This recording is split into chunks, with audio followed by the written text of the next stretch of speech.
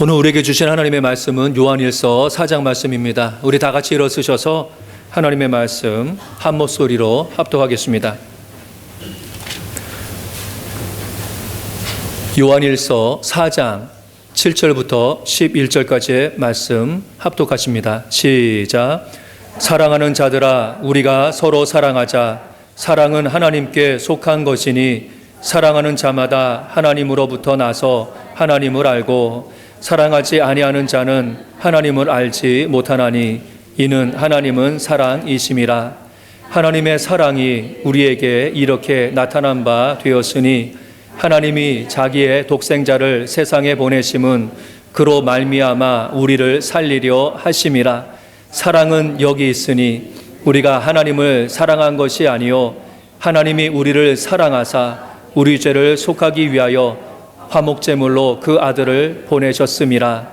사랑하는 자들아, 하나님이 이같이 우리를 사랑하셨은즉 우리도 서로 사랑하는 것이 마땅하도다. 아멘.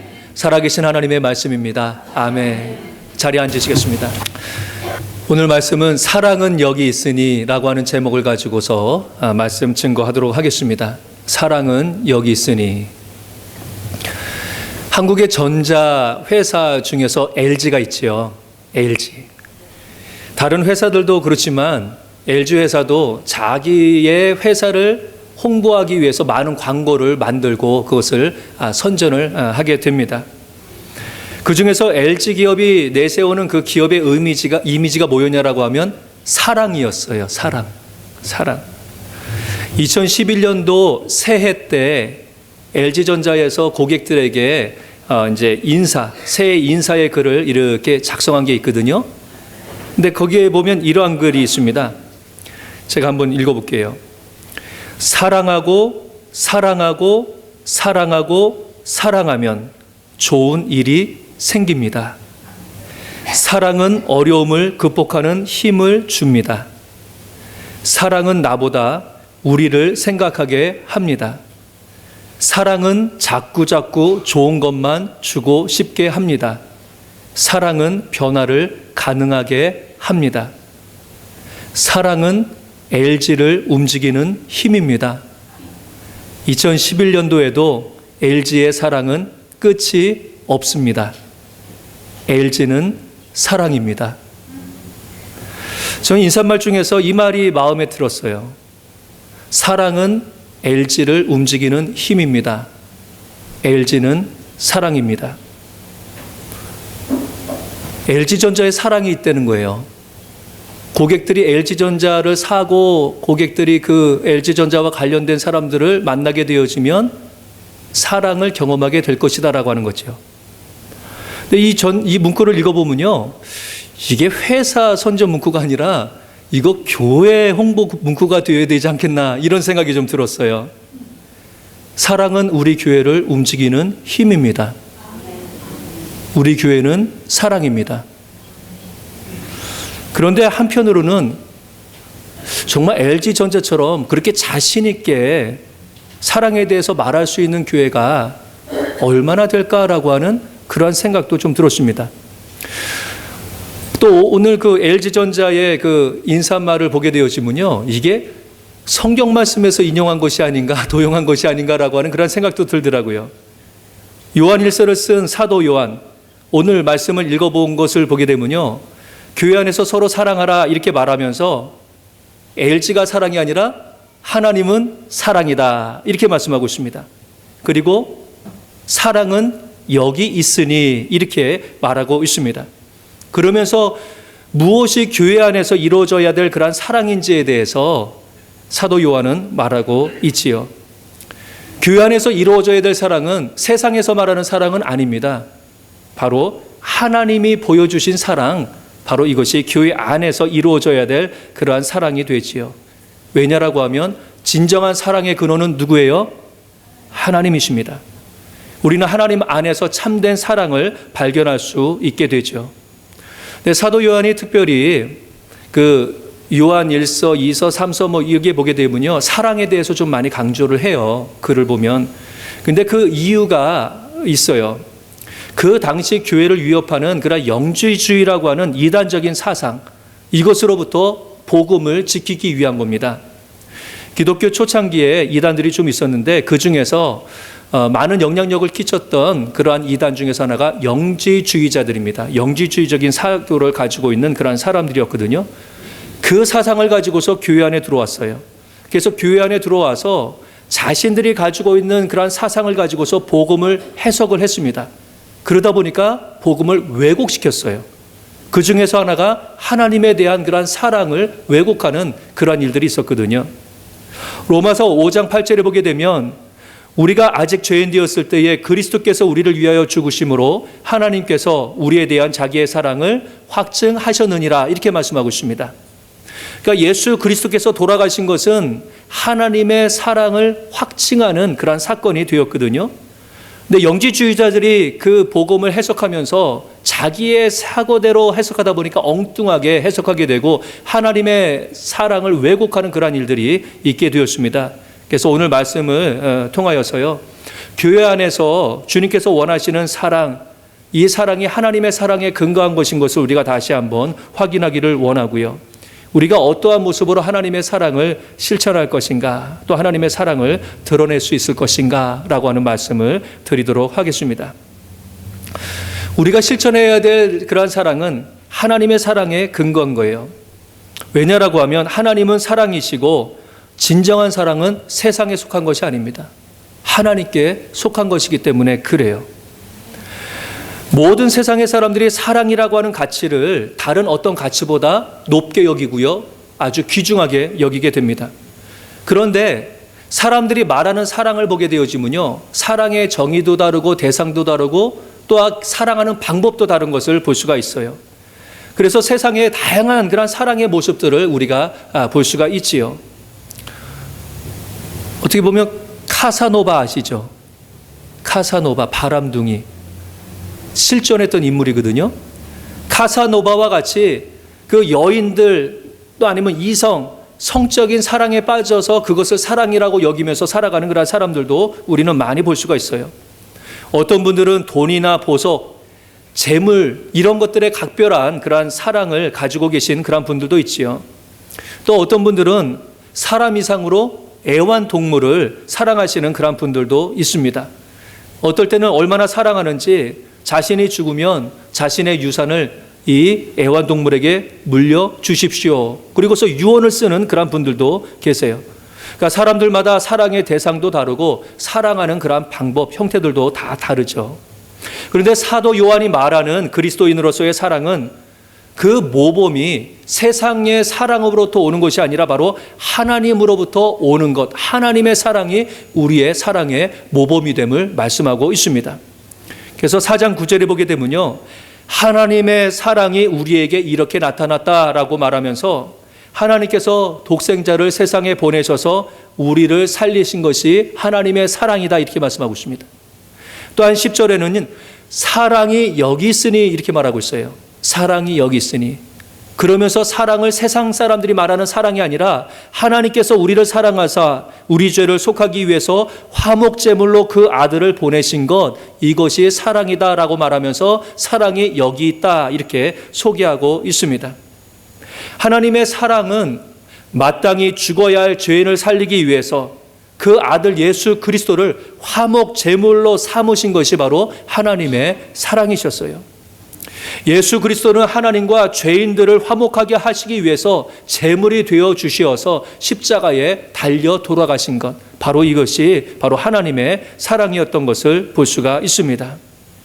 제물로 바쳐주기 위해서요, 사람들에게 수치와 고난을 당하셨어요.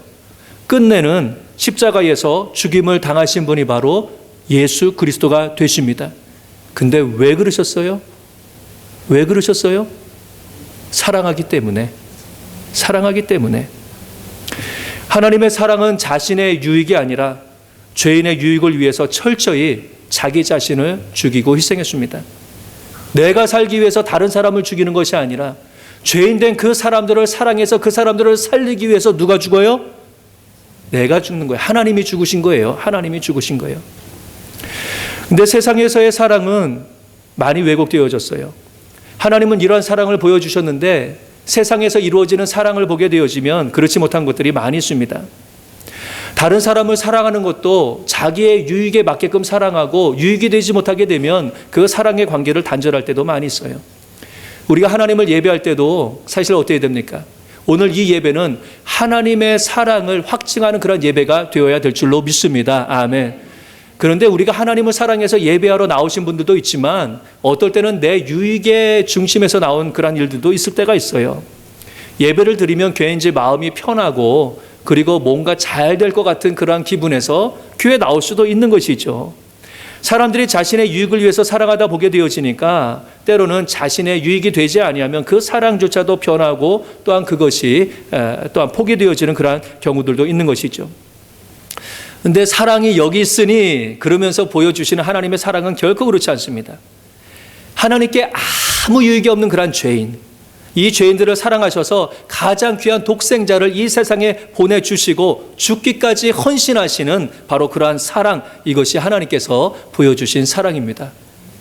진정한 사랑은 내 유익보다는 다른 사람의 유익을 구하는 것, 이것이 진정한 하나님의 사랑의 모습이 되죠. 제가 감동받는 그런 예화 중에서 하나가 있습니다. 이게 뭐 실화인지 아니면 뭐 동화 속에 나오는 그런 이야기인지는 잘 모르는데 이러한 이야기가 있습니다. 한 가족이 부모와 아들과 딸, 어린 부모 아들과 딸이 이제 가족 여행을 가게 되었습니다. 자동차를 타고서 가족 여행을 가다가 교통사고가 크게 났어요. 교통사고가 났는데 그래도 다른 가족들은 괜찮은데 그 아들이 크게 다쳤습니다. 그래서 곧 병원에서 수술해야 되는 그런 상황이 되었어요.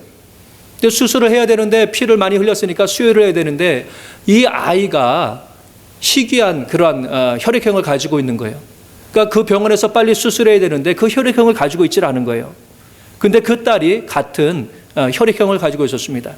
그래서 어린 딸에게 이 엄마가 조심스럽게 물어봅니다.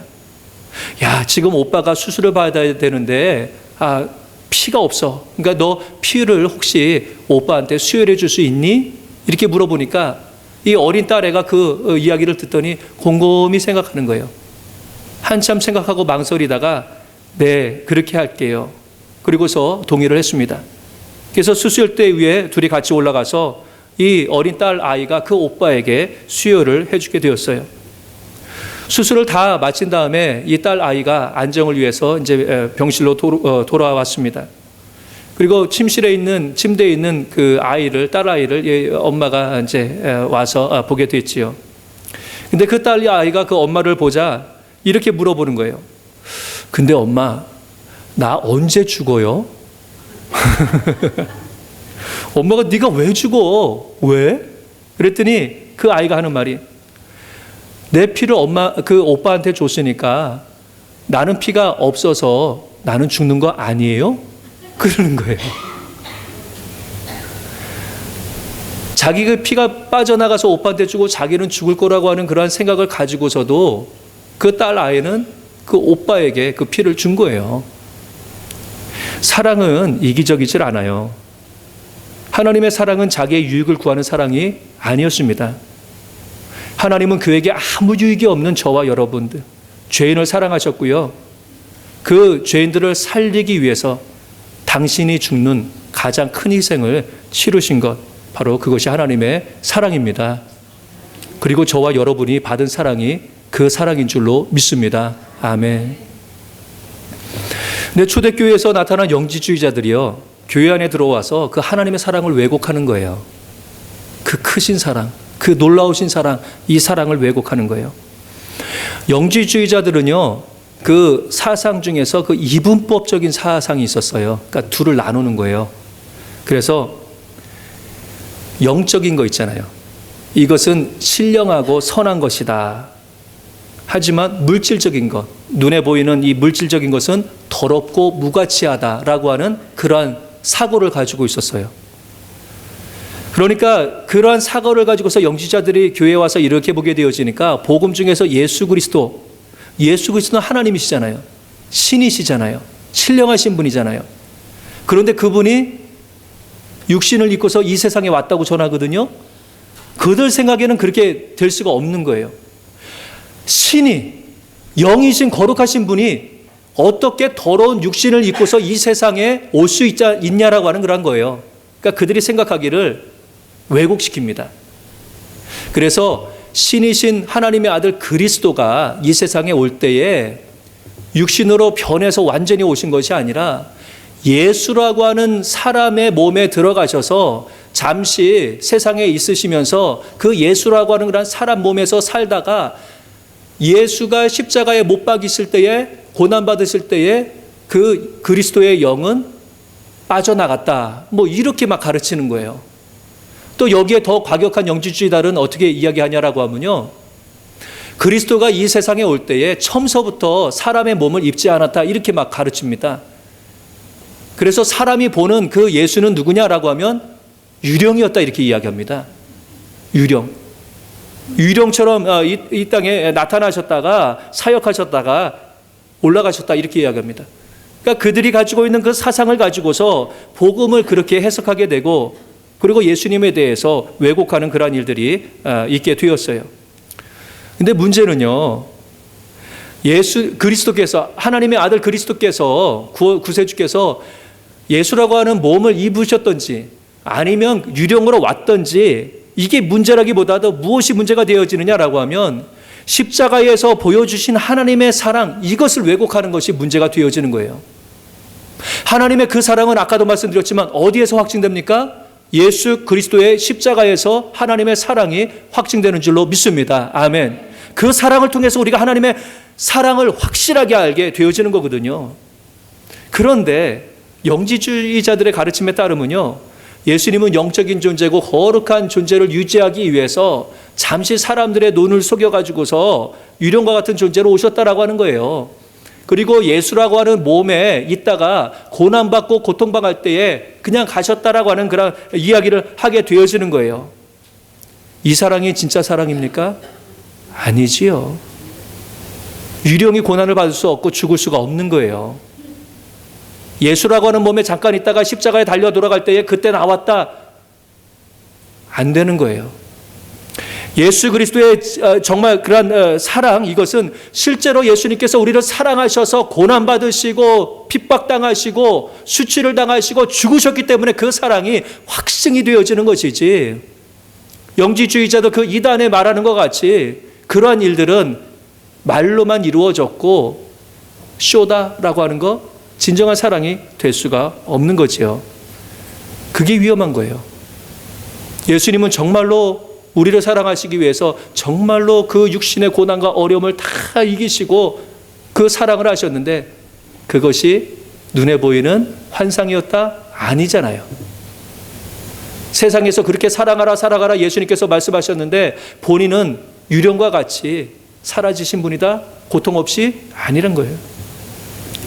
오늘날 교회가 영지주의자들이 말하고 있는 그러한 사랑을 하고 있는 것은 아닌지 사실 살펴봐야지 됩니다. 교회에서 사랑에 대한 말은 많이 하고 저도 많이 합니다. 그런데 정작 행함은 없고 말만 무성하게 있다라고 하면 그것이 이 영지주의자들의 그런 모습과 다르지 않다라고 하는 것을 우리가 생각해 보게 되어지는 것이죠. 말로는 사랑을 이야기하지만 정말로 사랑해야 되는 그런 상황에 가서는 유령과 같이 홀연히 사라지는 그런 모습, 이런 모습이다라고 하면 그 사랑은 진정한 사랑이 될 수가 없는 것이죠. 사도 요한이 사랑은 여기 있으니 말할 때에 그 사랑은요, 예수 그리스도께서 하신 그런 사랑과 같이 화목을 위해서 수치와 고난을 참으시고 자신을 죽이는 그런 사랑, 바로 이것을 이야기하고 있는 것이죠. 이것이 우리가 경험한 사랑이고 이것이 우리가 실천해야 될 그러한 사랑이 되는 줄로 믿습니다. 아멘. 우리가 서로 사랑할 때에 어떠한 일이 일어납니까? 성경을 보게 되면 우리가 서로 사랑할 때 그 사랑이 우리 가운데서 역사하게 되어지게 되고, 사람들은 우리 안에서 역사하시는 하나님을 볼 것이다, 이렇게 성경은 말씀하고 있어요.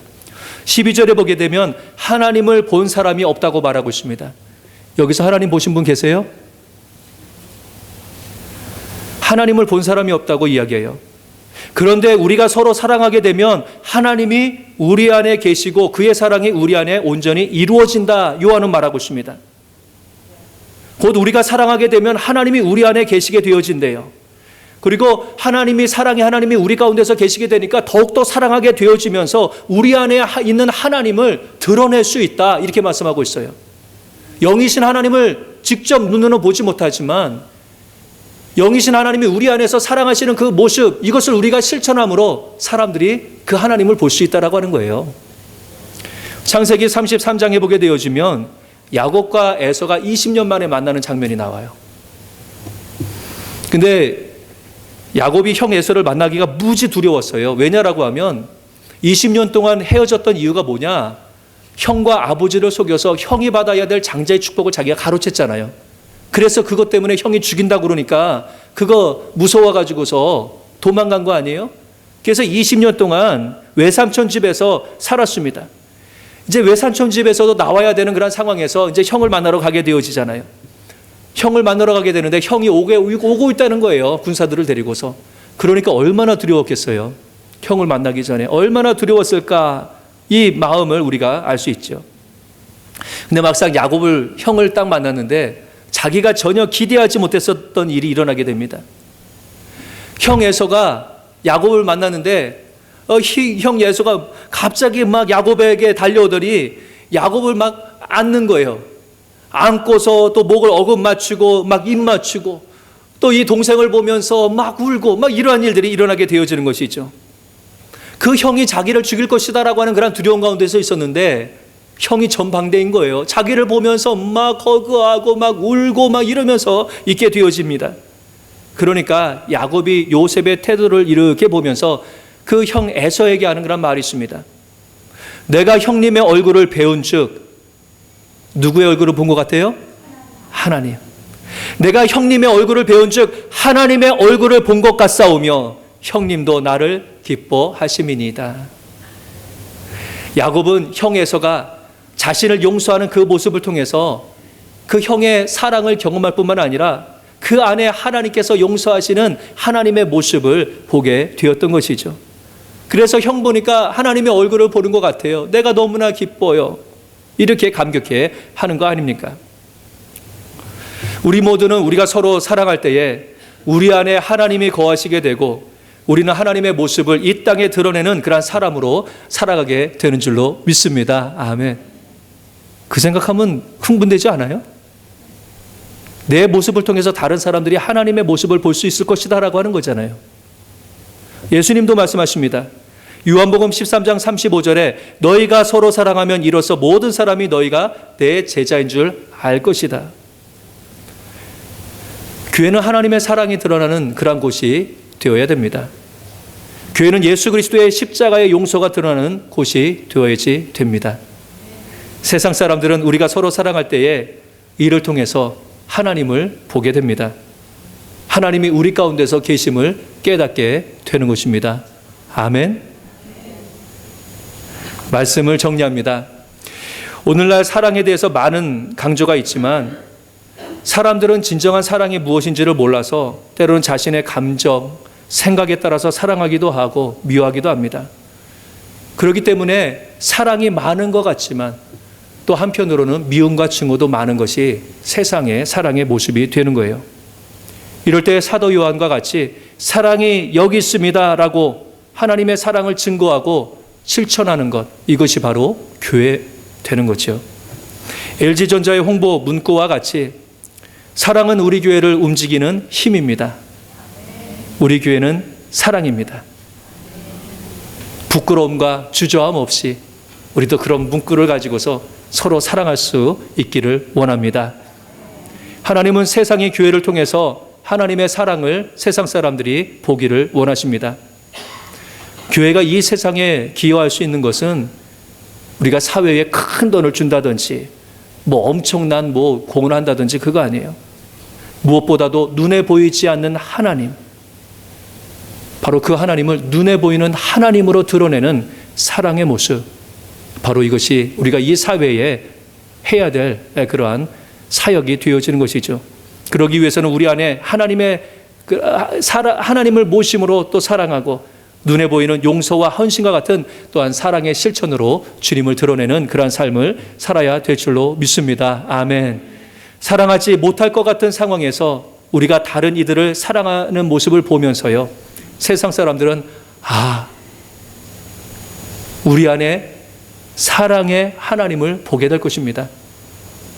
우리가 다른 사람을 용서와 헌신의 모습으로 사랑할 때에 세상 사람들은 우리의 모습을 통하여서 예수 그리스도의 십자가의 사랑을 보게 될 겁니다. 간절히 원하기는 우리가 하나님의 사랑으로 서로 사랑함으로 하나님을 닮아가고요, 하나님을 우리 안에 모셔드리고요, 또 하나님을 드러낼 수 있는 고귀한 삶을 늘 살아갈 수 있기를 주님의 이름으로 간절히 축원합니다. 아멘.